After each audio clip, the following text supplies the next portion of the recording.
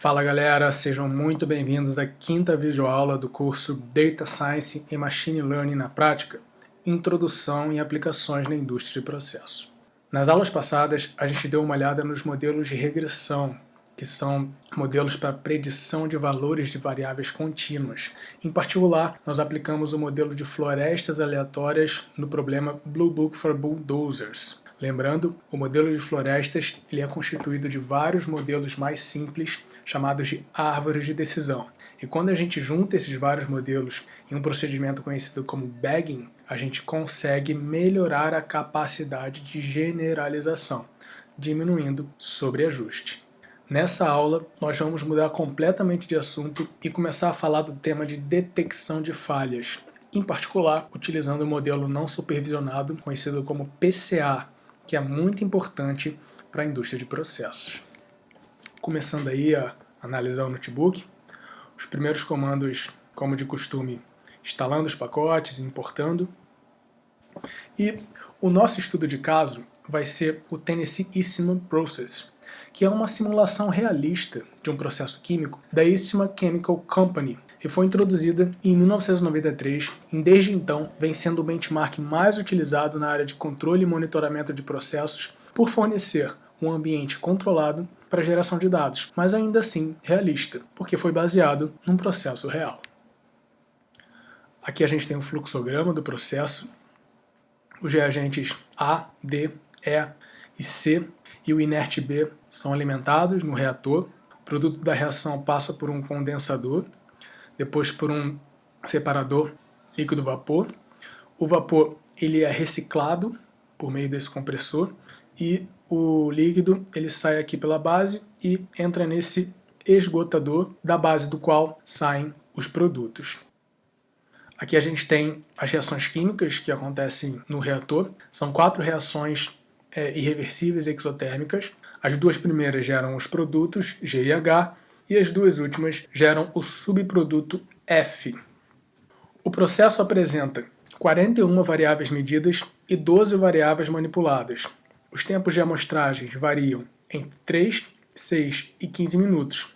São 20 perturbações na planta, que são as falhas, pré-programadas na simulação, que variam entre aumento de variabilidade de algumas variáveis, agarramento de válvulas e tendência na cinética de processo, entre outras. Aqui a gente tem uma descrição das variáveis. Aqui as variáveis contínuas, as medições de processo amostradas, que são diferentes frequências de amostragem, as variáveis manipuladas e as perturbações de processo, que são as falhas, os cenários que a gente vai analisar, e cada um desses cenários corresponde a uma certa perturbação. Por exemplo, aqui a gente tem perturbações do tipo degrau, depois perturbações do tipo variação aleatória, drift devagar na cinética do processo, agarramento de válvulas e até mesmo perturbações desconhecidas. E é importante ressaltar que o processo ele opera sob malha fechada, ou seja, com a atuação de controladores automáticos. Nesse sentido, uma falha pode ser definida como uma perturbação no processo que a malha de controle não consegue gerenciar completamente. A malha de controle serve para isso, adequar o processo a perturbações de modo a mantê-lo em um estado desejável, mas não necessariamente isso vai acontecer sempre. Às vezes, a malha de controle não consegue lidar com certas perturbações, e aí para isso nós precisamos detectar essas perturbações para podermos agir sobre o processo. É isso que a gente vai fazer aqui nesse notebook. Criar algoritmos e metodologias para detectar falhas nos processos. E para começar, vamos importar os dados. Boa parte dos estudos com a Tennessee Eastman utilizam um pequeno conjunto de dados já bem consolidado, que surgiu no começo dos anos 2000 e vem sendo utilizado com bastante frequência desde então. Os dados utilizados nesta aula, no entanto, referem-se a uma extensão publicada em 2017. Os autores rodaram várias simulações e aumentaram consideravelmente o tamanho do conjunto, tornando-o mais adequado para aplicações de Big Data. Esses dados se encontram no formato RData, da linguagem R. Para lê-los na linguagem Python, a gente precisa de um módulo especial, como esse PyReadR. que lê dados nesse formato. Nessa célula eu importo esses dados utilizando esse módulo e vamos inspecionar os data frames. Primeiro analisando os dados de treino. Essa é a primeira coisa que eu costumo fazer quando eu estou olhando um novo conjunto de dados, é inspecionar o data frame, verificar o jeitão dele, né, quais são as colunas, e o seu shape, que são quantas linhas, quantas amostras tem o conjunto e quantas colunas ele vai ter, ou seja, a sua dimensionalidade. Aí aqui a gente tem 250 mil linhas e 55 colunas. As 3 primeiras colunas não são medições de processo, são informações a respeito dos vários cenários presentes no conjunto de dados. O primeiro é o número da falha. No caso aqui, como os dados são de operação normal, que é para realizar o treino do modelo, esse valor é sempre 0. A segunda coluna diz respeito ao ID da simulação. São 500 simulações nesse conjunto de dados. É assim que ele estendeu o conjunto original, que é de apenas uma simulação, né? Ele fez 500 simulações e cada uma dessas simulações tem 500 amostras, 500 dados. Ou seja, o tamanho total do conjunto é 500 vezes 500, que dá 250 mil linhas. Aí aqui nessa terceira coluna nós temos os IDs das amostras, que são 500 para cada simulação. E as outras 52 colunas são as variáveis de processo. O conjunto de teste ele é parecido, ele também tem essas 3 colunas identificando os cenários. Aí aqui o número da falha já vai de 1 a 20. Também são 500 simulações, só que são 500 simulações para cada falha. E cada uma das simulações tem 960 pontos. O resultado é um data frame bem grande, que tem 9 milhões e 600 mil linhas. Por isso aqui, ó, que o uso da RAM está um pouquinho pronunciado, mais do que no notebook anterior, porque esse conjunto de dados aí é bem grandinho.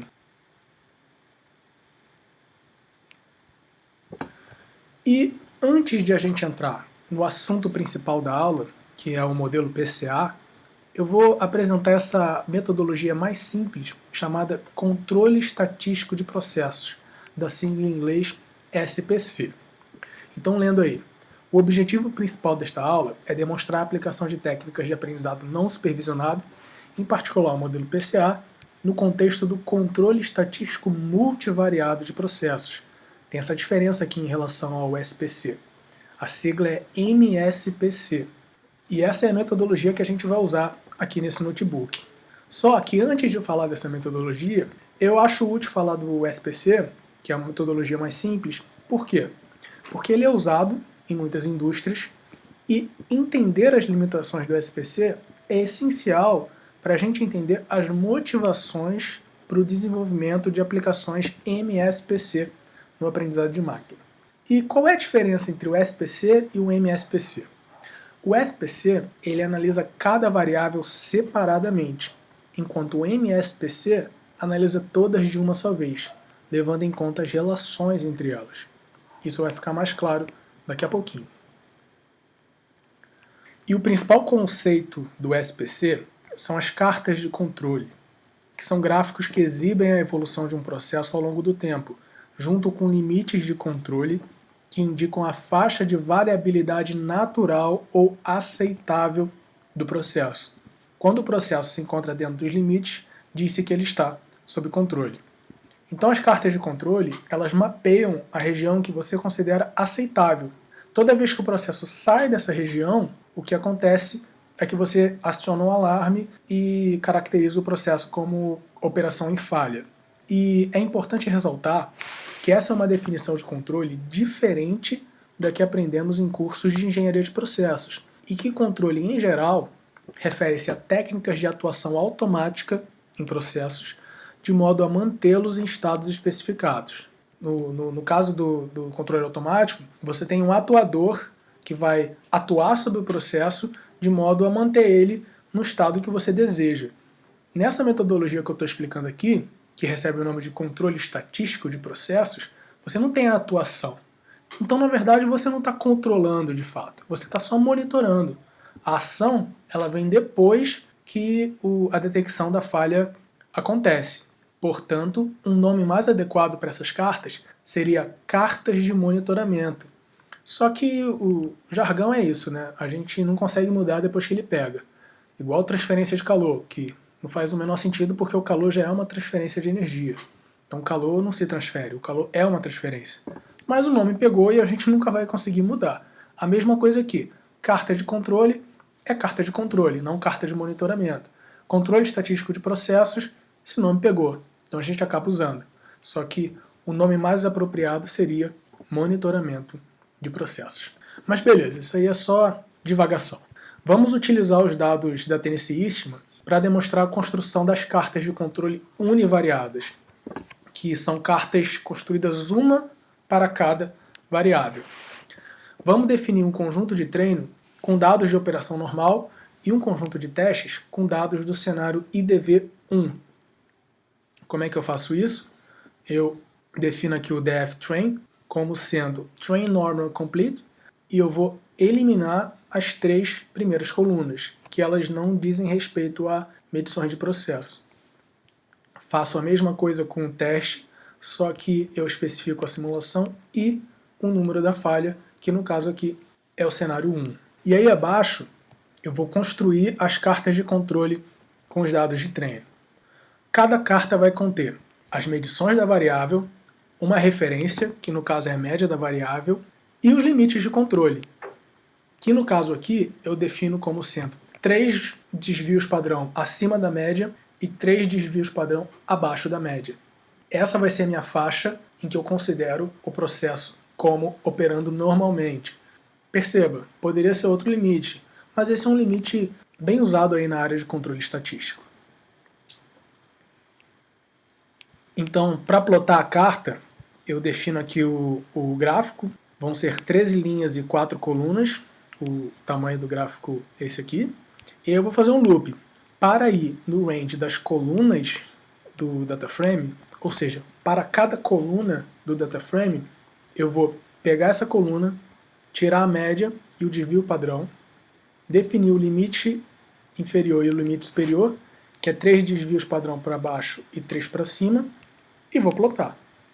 Colocar a legenda, plotar a média e os limites. É bem simples. Perceba que plotar as cartas de controle aí no Python é muito fácil. E aqui estão as nossas cartas de controle. Em azul nós temos as medições das variáveis, em preto a média, e em tracejado vermelho aqui nós temos os limites de controle. Observe que algumas variáveis elas se mantêm mais ou menos no mesmo nível aqui, né? Essas variações elas parecem ser só ruído de medição, porque vai de 42 até 42.8. Parece que você tem um set point aí determinado pela malha de controle. Enquanto outras variáveis elas já têm uma faixa de variação maior, já tem uma dinâmica. Então por isso a variabilidade delas já é um pouquinho maior. E aí a gente consegue ver que isso se repete para vários dados, né? Alguns estacionados num ponto, variação devido ao ruído, e outros que tem uma dinâmica aí associada. Tem dados, olha, que eles são amostrados com uma frequência menor, então eles ficam congelados por um certo tempo. Isso fica nítido aqui nesses gráficos. Então é isso, gente. Esse é o treinamento. Esses são os dados em operação normal. A gente usou para setar os limites de controle. Agora, a gente vai plotar as cartas de controle para o cenário de falha. E o que a gente espera é que, a partir da falha, as medições das variáveis saiam dos limites delimitados pela carta de controle. E a falha que a gente vai usar aqui é a IDV1, e ela resulta de uma perturbação de grau na razão de alimentação AC na corrente 4. Isso faz com que a alimentação de A na corrente de ciclo 5 caia, aí a malha vai reagir de modo a aumentar a alimentação de A na corrente 1. Esses dois efeitos vão se contrabalançar e com o tempo a composição de A na corrente 6 se estabiliza. Perceba o seguinte, nessa falha várias variáveis são afetadas. Então o que a gente espera é que várias das cartas de controle alarmem de forma satisfatória. Vamos plotar essas cartas. A lógica aqui é a mesma da célula anterior. E olha que interessante. De fato, logo na primeira variável, aqui a gente tem o ponto a partir do qual você tem a falha, está delimitado aqui por essa linha vertical, e a partir desse ponto, a variável sai do limite de controle. Então o alarme aqui seria acionado. Não é o caso para a variável seguinte. Você percebe aqui que parece ter uma perturbação inicial após a falha, mas logo o padrão de comportamento normal ele volta. Essa outra variável, por exemplo, olha o que acontece com ela. Os valores saem, voltam, saem de novo, ó, fica oscilando até que eles retornam para a faixa aceitável. Isso acontece com várias variáveis. Cada variável aqui vai se comportar de um jeito, beleza? Essa é a lógica das cartas de controle univariáveis. Essa é a carta mais simples que tem. Existem várias outras estratégias que eu não vou abordar aqui. Tem umas referências que eu deixei aí. Quem tiver interesse pode pesquisar. Então, para esse caso específico, várias das cartas de controle alarmariam de maneira satisfatória. Só que apesar disso, apesar desse bom desempenho nesse cenário em particular, existem algumas questões que nos motivam a ir além e utilizar uma estratégia multivariada. Primeiro, existem muitas cartas de controle. Em processos com mais variáveis, isso seria ainda mais crítico. Pensa num processo com 1000 variáveis. Seriam 1000 cartas de controle, 1000 potenciais alarmes para gerenciar. Fica cada vez mais complicado fazer isso. Outro fator, e talvez mais importante, é que essa metodologia funciona para comportamentos anormais associados a cada variável individual, mas ela não enxerga a relação entre as variáveis. Então, por exemplo, se existe uma certa relação entre duas variáveis que é quebrada quando acontece a falha, e se essas variáveis elas se mantêm dentro dos limites de processo, o que acontece é que as cartas de controle não vão conseguir detectar essa falha, beleza? Então, por isso, a gente precisa ir além e introduzir as técnicas de MSCP, Controle Estatístico Multivariado de Processos. E antes de eu falar do protagonista da aula, que é o PCA, eu vou falar de uma outra estratégia que tem relação com o PCA e também é muito usada na área de MSCP, que é o monitoramento com teor de Hotelling. E essa é a maneira mais direta de formular uma técnica de MSCP. E ela resulta de uma hipótese estatística, que é você assumir que os dados seguem uma distribuição gaussiana, ou também chamada de normal. E o que significa isso? Significa dizer que para cada linha do seu conjunto de dados, ou seja, para cada observação do seu conjunto de dados, que eu estou chamando aqui de x, existe uma probabilidade associada a essa observação. Uma probabilidade dela acontecer. E essa probabilidade é dada por uma expressão matemática, que é a expressão da distribuição gaussiana. Nesse caso aqui, x é a observação, μ é o vetor de médias de cada uma das m variáveis, sigma é a matriz de covariâncias, e quando você tem esses dois parâmetros determinados, μ e sigma, você consegue calcular a probabilidade de x. Tranquilo? Essa é uma hipótese estatística forte, gente. Você assumir que os seus dados seguem uma distribuição gaussiana. Não necessariamente isso vai acontecer, né? Os seus dados eles não precisam seguir uma distribuição gaussiana. Não é uma lei da natureza a distribuição gaussiana. Ela só é uma distribuição conveniente do ponto de vista matemático, porque ela só depende de dois parâmetros, e que acontece em alguns cenários com certa frequência por causa de um resultado matemático chamado de teorema do limite central, que eu vou descrever com detalhes na aula que vem, talvez. Então, beleza. A título de ilustração, a próxima célula plota um exemplo de distribuição gaussiana bivariada, que é uma distribuição com duas variáveis. Partindo logo aqui para o gráfico, como é que a gente lê esse gráfico? Cada um dos eixos aqui da base corresponde a uma variável do meu conjunto de dados, do meu espaço. Então, nesse caso aí, o conjunto de dados teria duas colunas, x1 e x2. E cada um dos pontos aqui dessa base, desse plano, corresponderia a uma possível linha nesse conjunto de dados. E a curva, ela descreve a probabilidade de cada um desses pontos. O que a gente consegue perceber é que tem um ponto de máximo nessa distribuição, um ponto de máxima probabilidade, que é a média. A distribuição gaussiana diz que o ponto de maior probabilidade do seu conjunto de dados é a média do conjunto. E longe da média, logo essa probabilidade tende a zero. Significa que a distribuição gaussiana está te dizendo que os pontos que estão distantes da média têm probabilidade mais baixa de ocorrer. No gráfico da direita, nós temos as curvas de nível dessa distribuição, que são valores de probabilidade fixos, né?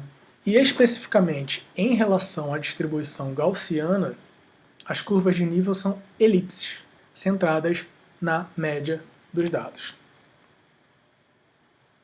Então, os contornos da distribuição são elipses centradas em μ, o vetor de média dos dados. Cada uma das elipses corresponde a um valor de probabilidade em particular. Em outras palavras, cada uma das elipses define uma região de confiança associada a uma probabilidade em particular. Por exemplo, a região delimitada pela elipse P de x igual a 95% contém 95% das observações possíveis de serem medidas, ou seja, apenas 5% das observações possíveis caem fora da dita região. Por exemplo, imagina que essa penúltima elipse aqui é a elipse correspondente ao valor de probabilidade de 95%. O que significa isso? Significa que a cada 100 observações, a cada 100 linhas do seu conjunto de dados, 95 vão cair dentro dessa elipse e 5 vão cair fora. Beleza? Então é isso que esses contornos conseguem nos dizer. Eles conseguem delimitar regiões em que eu sei quantos dados vão cair dentro e quantos dados vão cair fora dessa região. Matematicamente, as elipses são denotadas por T2 e correspondem à expressão. Então essa é a expressão matemática dessas elipses. E como seria o monitoramento multivariado utilizando o T2, ou seja, utilizando essas elipses? Ele é bem simples. A gente define um limite de confiança, digamos 95%, e aí você vai medindo as suas observações. O que você espera? Que a cada 100 observações, 95 caiam dentro da elipse. Se começarem a cair muitos dados fora da elipse, ou seja, a cada 100 dados, 20 caíram fora da elipse, você, opa, tem alguma coisa errada, e aciona um alarme. Tranquilo? Basicamente é isso. Você define uma região de confiança associada a uma certa probabilidade, e se os dados começarem a cair fora dessa região de confiança, você aciona o alarme. Tudo isso é muito bonito, tá? Muito legal, do ponto de vista matemático, é consistente, mas há dois grandes entraves que impedem a aplicação direta do T2 para o monitoramento de processos químicos. E eles são: o primeiro é mais óbvio, eu já até falei para vocês, nem sempre os dados vão seguir uma distribuição gaussiana. Nada na natureza vai garantir que os dados vão seguir uma certa distribuição de probabilidade. Essa é uma hipótese que a gente faz sobre os dados que não necessariamente é verdade.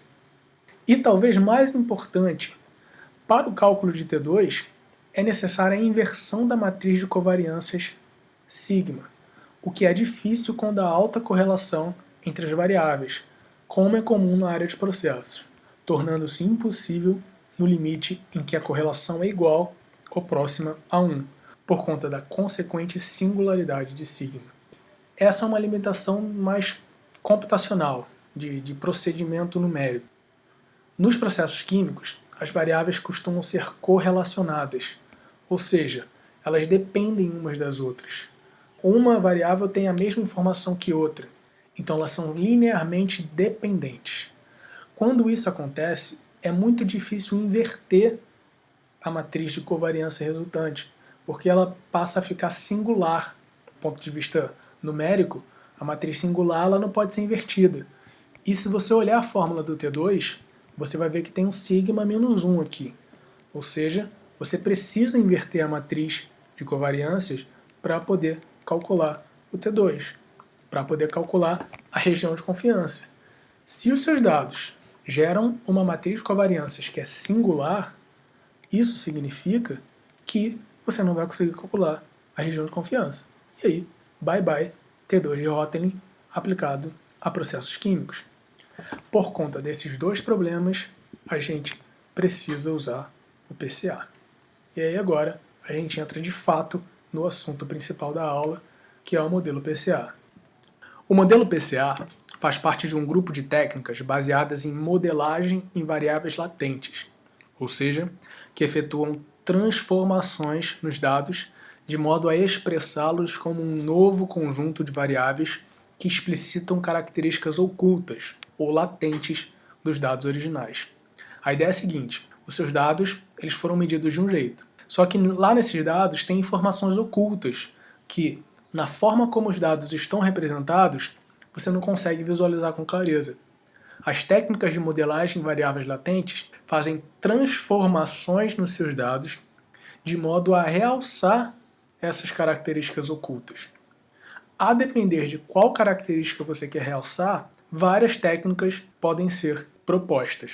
Em particular, o modelo PCA tem como objetivo gerar um conjunto ortogonal de combinações lineares das variáveis originais, com o objetivo de selecionar um subconjunto dessas combinações que sumariza apropriadamente a variabilidade dos dados. Se você boiou nessa definição, fica tranquilo que a gente vai dar uma olhada em detalhes como elas funcionam aí abaixo no notebook. Para estudar o modelo, vamos definir um conjunto de dados bidimensional simples para vê-lo em ação. Esse é o nosso conjunto. E o que a gente vai fazer é pegar esses dados e dar para o PCA. Como o PCA é uma técnica não supervisionada, você não precisa dar nada mais, é só você dar os dados e o PCA vai fazer uma transformação que vai expressar os dados de uma nova maneira, vai transformar os dados, gerando os dados transformados, que também são chamados de variáveis latentes, e entregar essas variáveis para você. É isso que o PCA faz. E para você usar o PCA no scikit-learn, você pode importá-lo aqui do módulo sklearn.decomposition. Então, vamos importar o módulo, inicializar o modelo e aplicar ao conjunto X que a gente definiu lá em cima. Para isso, na primeira linha aqui, import. Aqui eu inicializo o modelo, né? E para isso eu forneço o hiperparâmetro nComponents, que é igual a 2. Isso significa que eu vou gerar um conjunto transformado com duas variáveis, que é a mesma dimensão do conjunto original. Nós vamos ver lá embaixo que isso pode ser diferente. Você pode gerar um conjunto de dados transformados com dimensão menor do que o original, mas no caso aí vamos começar com a dimensão 2 e eu treino o modelo. No caso aqui ele não te retorna nada, né? Ele só informa aqui o modelo. E o que aconteceu aí por trás dos panos, né? O PCA ele gera os dados transformados projetando os dados originais em direções especiais chamadas de componentes principais. Lembra lá das projeções da geometria analítica. O PCA ele faz isso. Você tem uma direção e os seus dados são projetados nessa direção. Cada uma dessas direções, que são ortogonais entre si, ou seja, formam 90 graus, são perpendiculares entre si, explica uma certa parcela da variância dos dados, da variabilidade dos dados. Vai ficar mais claro daqui a pouco o que isso significa. Mas por enquanto, guarda isso na cabeça. O PCA funciona projetando dados em direções especiais. Essas direções recebem esse nome de componentes principais e cada uma das direções explica uma certa parcela da variância dos dados. No scikit-learn, os componentes principais ficam armazenados nesse atributo, components underline, e as variâncias explicadas no atributo explained variance. Então vamos dar uma olhada neles. Aqui são os componentes. Cada uma dessas colunas é uma direção é um vetor, né, em que os dados vão ser projetados. E aqui estão as variâncias explicadas. Perceba que o primeiro componente principal explica uma parcela muito maior da variância que o segundo. E talvez você esteja boiando agora porque está tudo muito abstrato. Como assim explica variância? Como assim projetar? Vamos dar uma olhada geometricamente em como esses conceitos funcionam. Vamos usar essa função aqui, ó, drawVector, para plotar as gerações principais no gráfico dos dados. E vamos visualizar. Olha que interessante essa figura. Eu adoro essa figura. Ela mostra quais são os componentes principais, que são as direções em que os dados vão ser projetados. Perceba que essa direção aqui é a direção onde os dados variam mais. É a direção ao longo da qual os dados se espalham mais. O PCA, ele identifica essa direção. A direção ao longo da qual os dados estão mais espalhados. Esse é o chamado primeiro componente principal, que explica a maior parcela da variância dos dados. É isso que quer dizer explicar a variância do dado. É a variabilidade ao longo dessa direção.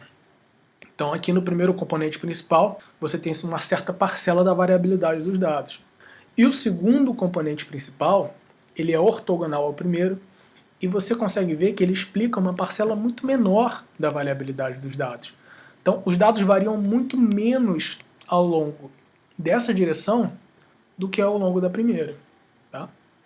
E é isso que a gente viu lá em cima do ponto de vista numérico. Até agora, a gente utilizou o método FIT, que realizou o treino, e ele apenas calculou os componentes principais, que são as direções. Mas ele ainda não fez nenhuma projeção. Para projetar os dados nos componentes principais e obter a matriz de dados transformada, que são as variáveis latentes em si, que eu vou chamar de T, eu tenho que usar a função transform.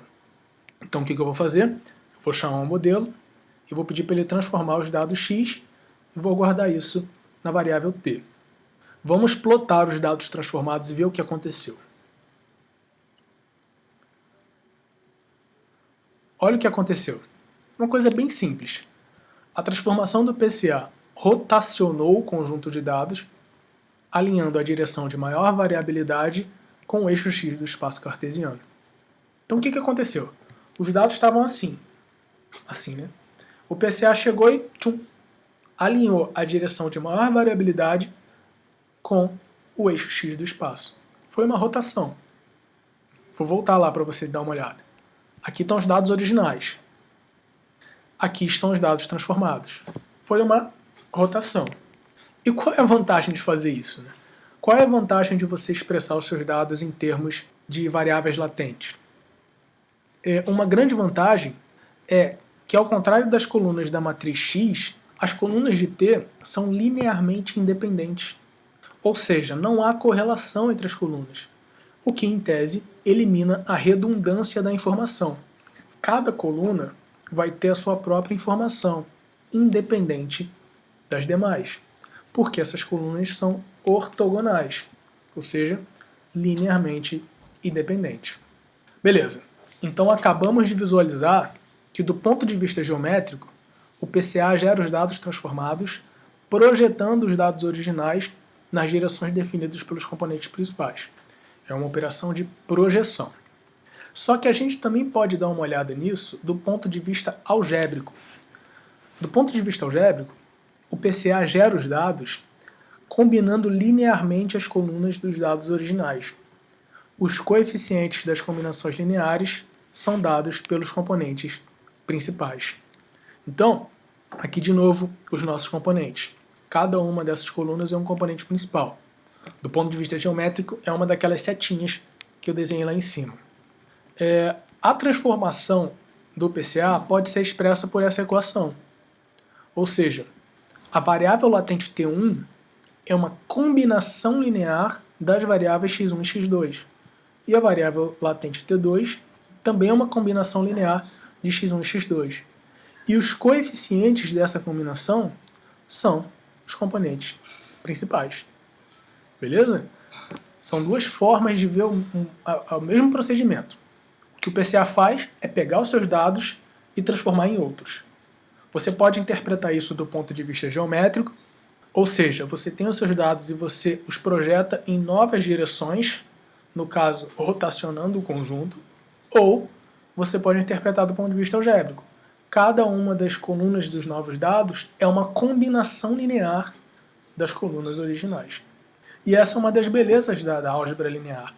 Os conceitos podem ser interpretados tanto do ponto de vista geométrico quanto do ponto de vista algébrico.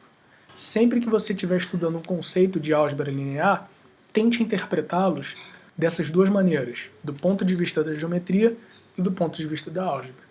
Pessoal, álgebra linear é um assunto muito importante para aprendizado de máquina e ciência de dados. Se você quiser se especializar nesse assunto, se você quiser se aprofundar, eu recomendo que você estude álgebra linear, porque ele é a base para vários e vários dos algoritmos que a gente vai utilizar. E como eu disse lá em cima, um dos recursos do PCA é fazer redução de dimensionalidade. Como assim? No exemplo acima, aplicamos o PCA para gerar dois componentes principais, especificando o hiperparâmetro nComponents igual a 2. Esse é o máximo que a gente consegue fazer, porque a dimensionalidade original é 2.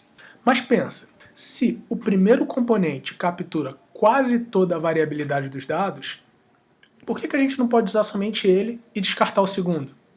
Ou seja, por que eu não uso só uma dimensão? Que é a dimensão que o PCA identificou como sendo a que tem a maior parcela da informação. Esse procedimento é chamado de redução de dimensionalidade.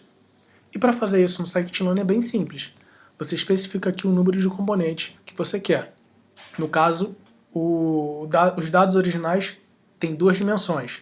Vamos então gerar um PCA com uma variável latente. Especifico aqui o modelo, treino o modelo, gero as variáveis latentes t a partir dos dados x. Observem os shapes das variáveis. O número de colunas de x é 2 e o número de colunas de t é 1. E do ponto de vista geométrico isso implica no quê? Olha agora o seu conjunto de dados. Ele é unidimensional. Ele só está variando ao longo de uma dimensão. Só tem uma coluna. Toda a variabilidade do segundo componente principal, que era uma parcela pequena da variabilidade, foi perdida. E aí, o que você ganhou em troca é um conjunto de dados mais simples. E, às vezes, você quer justamente perder essa parcela da informação. Porque, em muitos casos, a informação que está nos últimos componentes principais, ela é ruído, é variabilidade que você não quer modelar. Então, o PCA ele pode ser encarado como um filtro, nesse sentido, um filtro de ruído. Outro uso da redução de dimensionalidade é visualização. Por exemplo, se um conjunto de dados possui mais que 3 dimensões, não podemos visualizá-los no plano ou no espaço cartesiano. Imagina um conjunto com 10 dimensões. Você não consegue fazer um plot 10D. No máximo, 2D ou 3D. 10D não rola. Só que, e se a gente fizer o seguinte? Em vez de plotar todas as 10 dimensões, a gente plota as duas primeiras dimensões do conjunto transformado. Essas duas primeiras dimensões vão capturar a maior variabilidade dos dados. Então você não perde muita informação. E aí consegue analisar a variabilidade do conjunto 10D e um gráfico 2D. Beleza?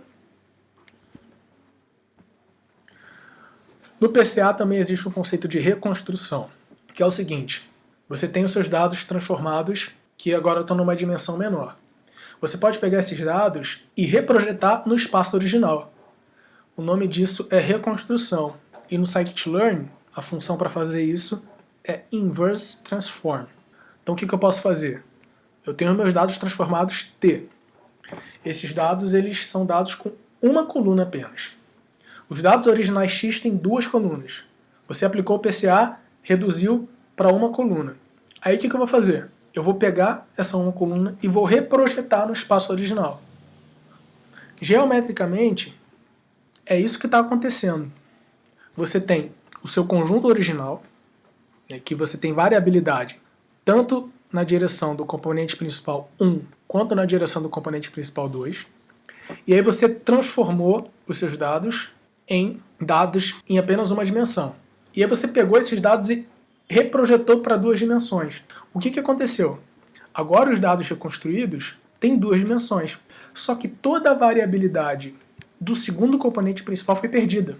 Você filtrou essa variabilidade. Então você perde informação quando você faz essa operação. Dando uma olhada aqui nos shapes. O conjunto original tem 2 colunas. O conjunto transformado tem uma coluna. A gente só pegou o primeiro componente principal. Já o conjunto reconstruído voltou a ter 2 colunas. Só que a variabilidade presente no segundo componente principal a gente perdeu. É isso que isso aqui está dizendo. Esses dados aqui que estão em laranja, eles são dados bidimensionais, só que sem a informação dessa direção aqui, que a gente descartou quando a gente fez a reconstrução. Tá bom? Então é isso, galera. O PCA é isso. E aí, eu vou pedir agora para você fazer um exercício. Usando o módulo scalane.datasets, carregue o conjunto de dados íris de Fisher. Pesquise sobre o conjunto, sua origem, o problema que se propõe a ilustrar. Você pode ver a própria descrição do conjunto do scikit-learn ou pesquisar aí nesse link que eu coloquei no Google. Esse conjunto ele é bem famoso, né? Ele é bem antigo e muito usado aí na área de reconhecimento de padrões. Qual a dimensionalidade original do conjunto? Quantas colunas tem? Aplique o modelo PCA aos dados. Verifique a variância explicada por cada componente principal. Plote em gráfico cartesiano as 2 primeiras dimensões dos dados transformados. Então, os dados originais têm um certo número de colunas. Eu peço para você transformá-los com PCA, pegar as 2 primeiras variáveis e plotar. E que conclusões você acha que esse procedimento pode fornecer acerca da natureza dos dados? O que esse procedimento todo aí que eu acabei de pedir para você fazer pode informar sobre os seus dados?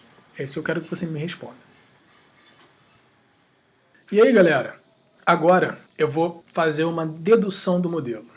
Eu vou enunciar as hipóteses estatísticas e ir desenvolvendo o modelo a partir das hipóteses. Você já entendeu como o PCA funciona. Ele pega os dados e projeta nas direções identificadas como componentes principais. Essas direções são ortogonais e estão ordenadas em ordem decrescente de variabilidade ao longo das direções. A vantagem de você ter uma representação desse tipo é que as suas colunas agora são linearmente independentes, então a redundância da informação está eliminada e as colunas estão ordenadas em ordem de importância, se você entende importância como uma variabilidade dos dados. Agora eu vou pegar essa informação intuitiva que você tem e vou desenvolver matematicamente de forma bem detalhada o modelo, para você entender e ter uma base forte, teórica, do que está acontecendo com o PCA por trás dos panos. E eu vou fazendo isso por meio das hipóteses. Lá na aula de florestas, eu não falei de hipóteses em momento nenhum. Aqui são muitas hipóteses. E isso é importante, porque se alguma dessas hipóteses não valer nos seus dados, você não vai usar o PCA. Ou os resultados não vão ser os resultados que você espera. Ou não vão ser resultados que signifiquem muita coisa.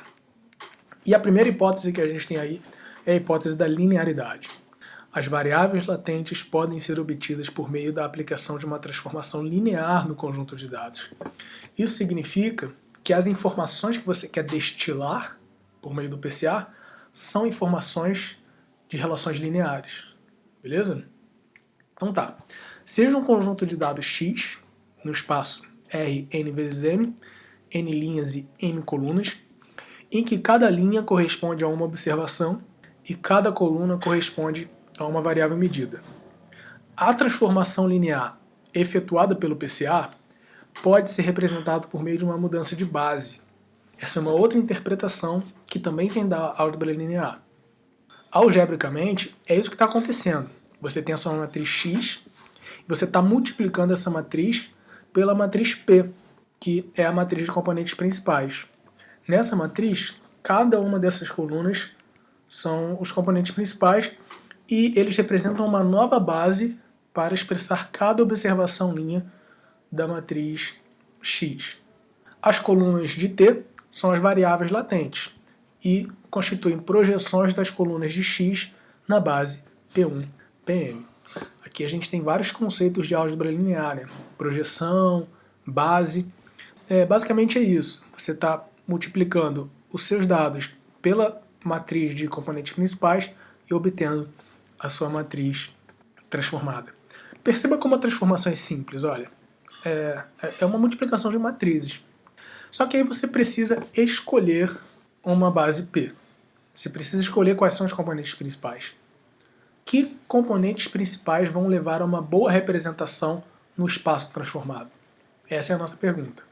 E para responder a essa pergunta, você tem que formular mais hipóteses acerca da natureza dos dados. E aqui são as duas hipóteses adicionais que a gente tem.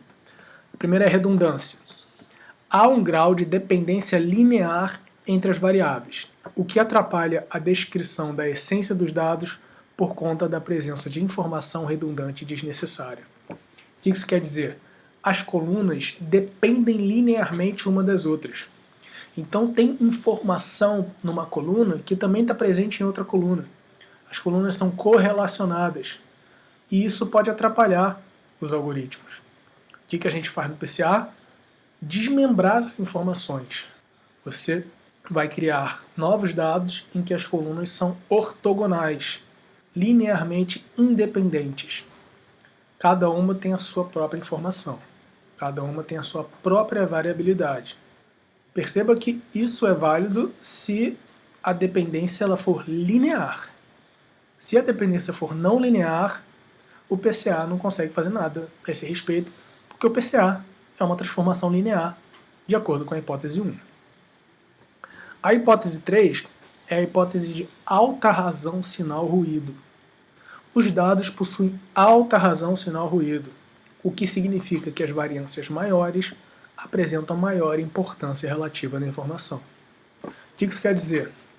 A variância do sinal, que é o que você quer medir, que é o sinal de processo, né, que é o fenômeno que você quer entender, ela é maior do que a variância do ruído, que são aquelas variabilidades de pequena amplitude. Se o seu ruído tem a mesma amplitude do seu sinal, isso significa que o PCA vai misturar tudo. Ele não vai deixar o ruído nos últimos componentes principais.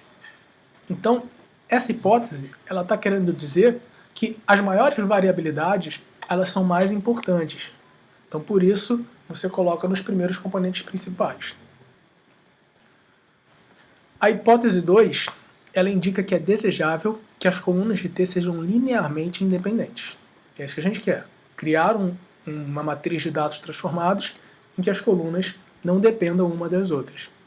Em outras palavras, a matriz de covariâncias dos dados transformados, que é dada por essa equação, essa é a fórmula da matriz de covariâncias, deve conter apenas termos diagonais. Lembre-se, a matriz de covariâncias, ela na diagonal vai indicar a variância de cada coluna e nos outros termos da matriz ela vai indicar as variâncias cruzadas, o quanto cada variável depende uma das outras.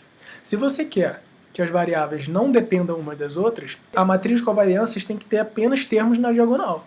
Todos os termos fora da diagonal tem que ser zero, porque os termos fora da diagonal da matriz de covariâncias indicam justamente isso, a dependência entre as variáveis. Tá bom? E aí, o que eu vou fazer? Mais uma hipótese. Conjunto de dados centralizado. Cada variável da matriz de dados apresenta média nula. Para que eu faço isso? Só para zerar esses termos aqui. E na prática, eu forço a validade dessa hipótese por meio de um processo conhecido como centralização.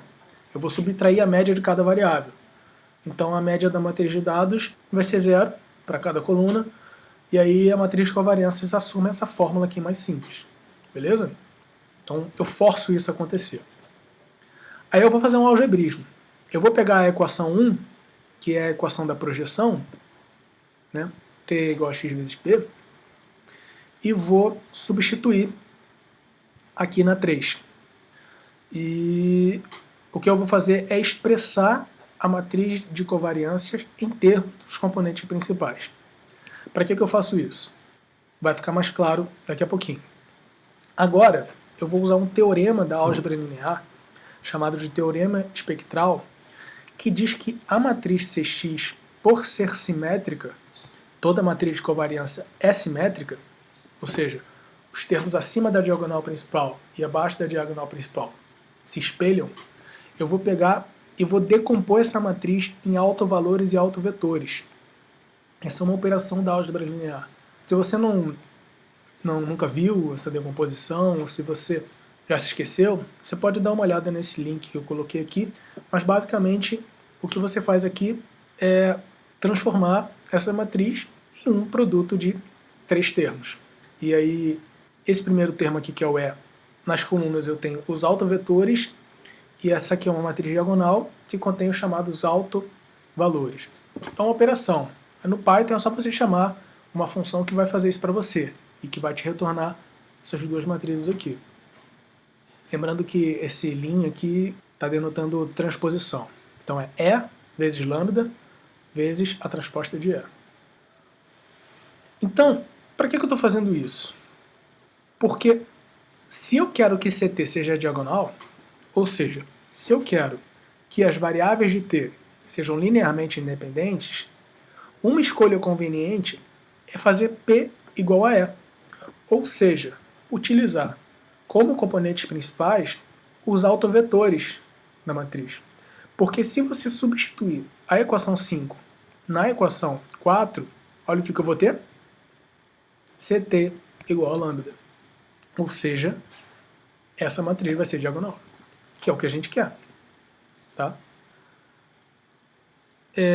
Se válidas as hipóteses 2 e 3, essa escolha faz com que a matriz transformada T esteja em uma forma muito conveniente do ponto de vista matemático, da análise de dados, já que a redundância causada pela dependência linear é eliminada e as variáveis estão organizadas em ordem decrescente de importância, quantificada pelos valores de variância presentes na matriz diagonal CT.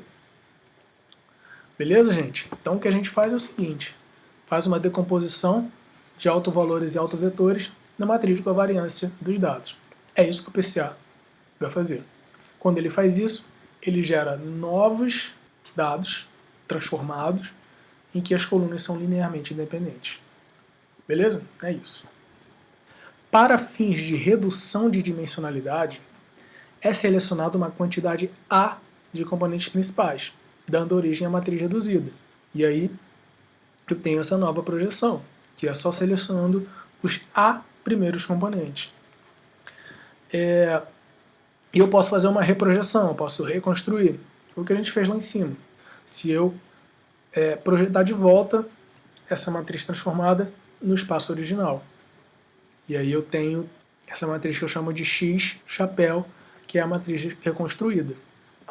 E eu posso fazer uma diferença, olha, entre a matriz original e a matriz reconstruída. E eu chamo isso de matriz residual. Essa matriz residual, ela vai indicar a variabilidade que não foi capturada pelo modelo. Perceba, a matriz principal, ela contém toda a variabilidade dos dados. A matriz reconstruída, ela tem apenas a variabilidade que o PCA pegou para ele. Quando você faz a diferença, você tem a parte da variabilidade que não foi capturada pelo PCA. Então você gera dois espaços. O espaço principal, que é o que gerado pela matriz reconstruída, e a variabilidade que o modelo não capturou fica nesse outro espaço chamado espaço residual. Isso é muito importante para você entender as aplicações de monitoramento da próxima aula. Você entender que o PCA separa o seu espaço original em dois espaços. O espaço da variabilidade principal e o espaço da variabilidade residual. A variabilidade principal é aquela que o modelo identifica nos componentes principais. A residual é aquela que o modelo não identifica. Beleza? Então, PCA é isso. Aqui eu tenho um resumo. Eu não vou falar desse resumo agora, porque é o que eu acabei de dizer, mas aí a aula que vem eu começo com esse resumo, e aí a gente vem passo a passo aqui, retomando esse desenvolvimento, para a gente já começar a próxima aula falando de MSCP, um PCA. Para isso, a gente vai usar os conceitos que eu acabei de mostrar para vocês. Pessoal, essa última parte pode ter ficado um pouquinho pesada, porque é um desenvolvimento matemático um pouco mais rigoroso, mas é muito importante que você entenda, tá?